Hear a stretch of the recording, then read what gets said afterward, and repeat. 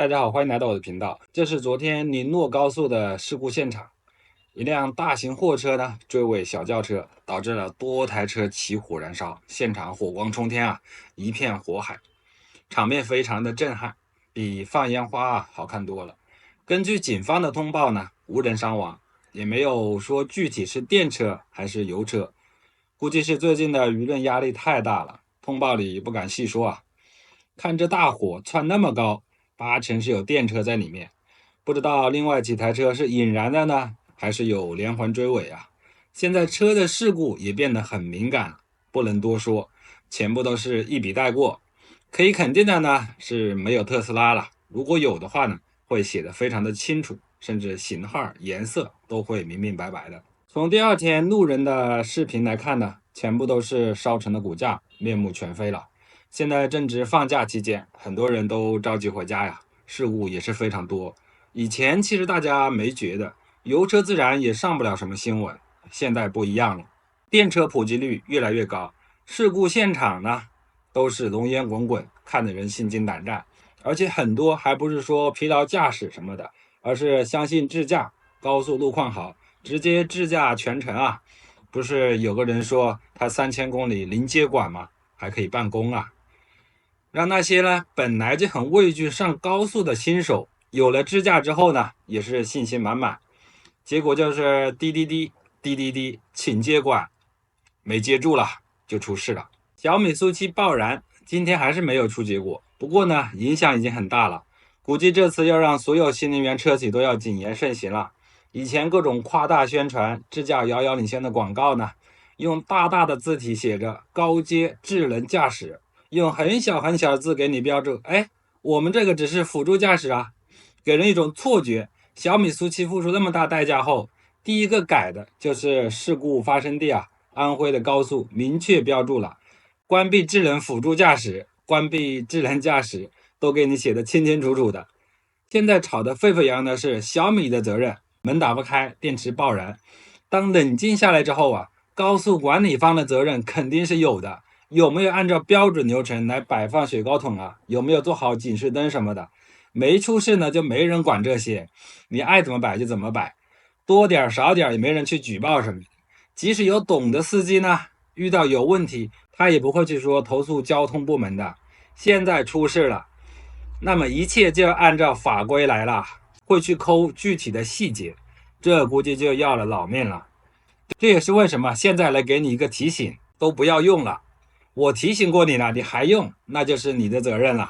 出了事呢，就别找高速公路去碰瓷了。今天再给大家讲更为实际的赔偿问题，以及部分看官去声讨小米的原因，这也是为当事人家属以及各位看官提供思路。目前在国内处理相关事故的原则是不存在智驾，只有辅助驾驶，交通事故的责任由驾驶人承担，除非能够明确的证明智驾系统导致了驾驶员不能够正常行驶的质量问题，比如智驾导致了刹车失效、方向盘锁死等，或者证明本次事故与车辆的设计缺陷相关，比如电池自燃、车门锁死等，否则的话，汽车厂商是不承担责任的。目前从我所查的资料，还没有新能源厂商就智驾系统所承担责任的案例。但作为消费者，依然可以从厂商是否进行虚假宣传、过度宣传，是否进行过度承诺的角度，向车企主张赔偿。那作为车主及驾驶人的男朋友，是否需要赔偿他人呢？根据民法典1209条规定，车主若出借车辆实无过错，即车辆年检合格、借用人有合法驾照等，车主是无需承担赔偿责任的。而对于车主的车辆损失，在车主投了商业险的前提下，保险公司将根据合同约定赔偿车辆的残值损失。我们再看已经死亡的驾驶员赔偿责任。驾驶员作为车辆的实际使用人，如果因操作失误被认为主责方，其遗产需要承担赔偿责任。若遗产不足，赔偿可能无法全额覆盖，因为司机是有驾照的成年人，虽然是女大学生，但在法律上是完全民事行为能力人，能独立承担法律责任。但考虑到其还没有参加工作，有遗产的可能性不大，所以其本身和其母亲向2位乘客的赔偿可能极为有限。但如果车主买了乘客险，乘客的死亡赔偿可以由保险公司按照其合同约定进行赔偿。最后我们还要看道路施工方有没有责任，如果其未设立合理警示标志，也会分担部分责任进行赔偿。其实这个事件最大的争议点就2点，第一个就是智能驾驶系统的责任争议，第二个就是车门锁死与自燃问题，而这2个问题都要等待相关部门的调查结果。今天我看到有人指责驾驶人家属按闹赔偿，但我认为把问题公开化对整个社会都是好的，能让更多的人关注到智驾问题，避免此类事故的再次发生。大家声讨小米的主要矛盾在所有新能源车企计上都是普遍存在的，即用智驾包装不够成熟的自动驾驶技术，又用辅助驾驶把安全风险转嫁给驾驶员。这个操作为交通安全风险埋下了巨大隐患，因为你不能要求所有驾驶者都是理智人，这既暴露了智驾的不足，更暴露了自动驾驶技术的监管真空。还有一点，我在之前的节目也提到过，就是电池包多电芯遭事故严重破坏后，热失控标准规则的未建立。最后，在愿逝者安息，生者坚强的同时，我们也看到了生命的脆弱与无常。作为驾驶者，行车如人生，需敬畏规则，谨慎前行；而作为车企，所有伟大的科技创新，最终也需要以人性的温度去丈量。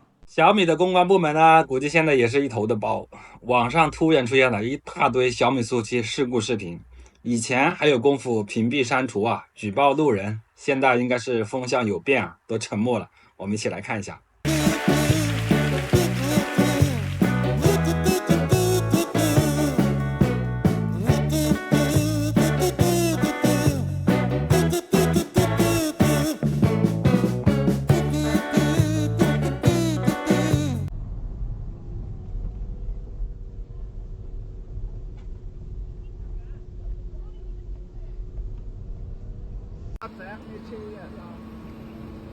我操，整他装没的！我操，找妈妈！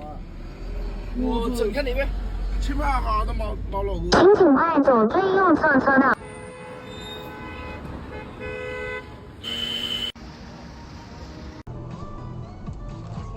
操妈的！请谨慎驾驶。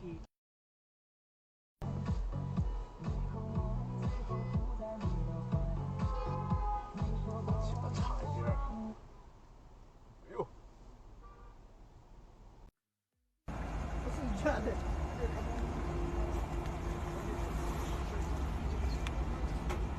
对他选择了。谁为的选择？你发过去没有？小米 Ultra 装这个屌样的，妈的！安全气囊居然都没弹。25年小米速7。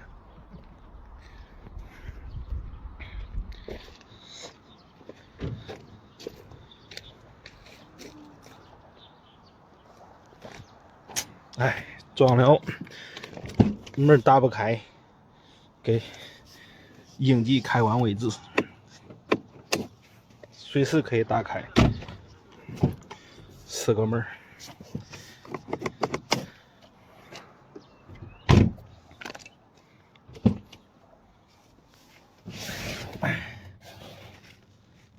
借用网友的话呢，不成熟的车企造了台不成熟的车，卖给了一群不成熟的人，造成各种奇葩的车祸啊，每天都不重样。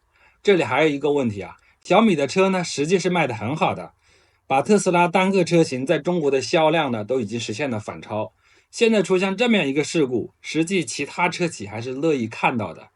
也许我看到的这些事故呢，都是其他车企在背后默默的投放广告啊。哎呀，你看又撞了一个，又来了一个。其他车企在抖音的平台抓紧付款推广，只能说啊，国内的车企之间竞争非常的激烈，也没有什么底线的。上次说的那个创维汽车啊，就是睡一觉能延寿30年的车企，还打了个广告，说他们的车呢是零死亡，海报做的还蛮好的啊。这也没人买他们的车的，他也要去蹭这个热度啊。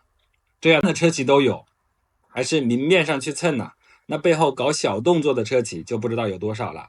估计是受这次事件的影响呢，之前只是个别的小米速7车主有反映说保险拒保，现在保险公司估计彻底慌了呀。很多车主在网上发声，保险拒保或者说保费太贵啊，都快用不起小米速7了。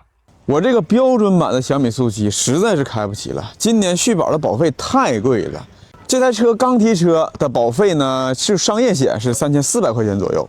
那我今年马上要到期了，就是还有几天，我寻思再续保一下，没想到啊，找的第一个保险公司就给我来了个下马威，他的这个商业险从原来的3400块钱给我升到了8900块钱，就是涨幅5500块钱。我呢开了1年就出了一次险，下边这个保险杠因为刮坏了，完了换了一次。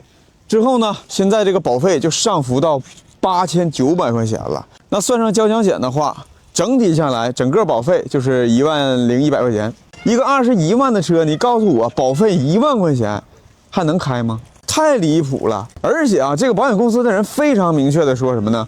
就是你可以问问其他家啊，那个毕竟你出险了，而且还是电车，能不能给保都不一定，就是这种感觉。而且这个保险公司给你的报价呢是没有商量的余地的，便宜呢也就是50、80，就这样。因为我之前呢就是有这个车损险和这个正常的这个3者是200万，那今年呢车损险也有，完了之后3者呢是给你定到了300万。而且呢，还有一个是司机和乘客的这个保险，这2个保险加起来就4000多块钱了，是必批保的。